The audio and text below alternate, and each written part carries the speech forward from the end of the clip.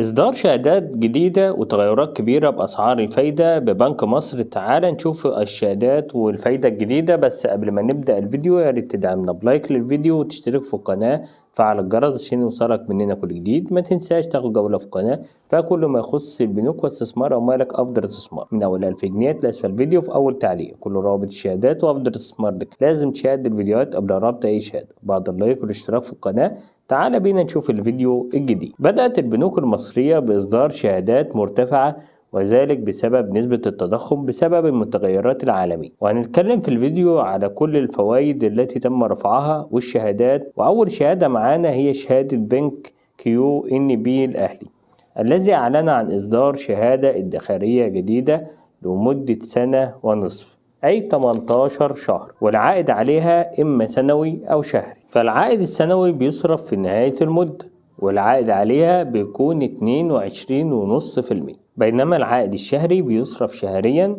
والعائد هنا هيكون 20%، والحد الأدنى لربط الشهادة هو 1000 جنيه مصري ومضاعفات. كما أصدر بنك CIB شهادة جديدة بعائد سنوي ومنها الشهري ولمدة سنة ونصف العام أي 18 شهر، والعائد السنوي بيصرف 22.5%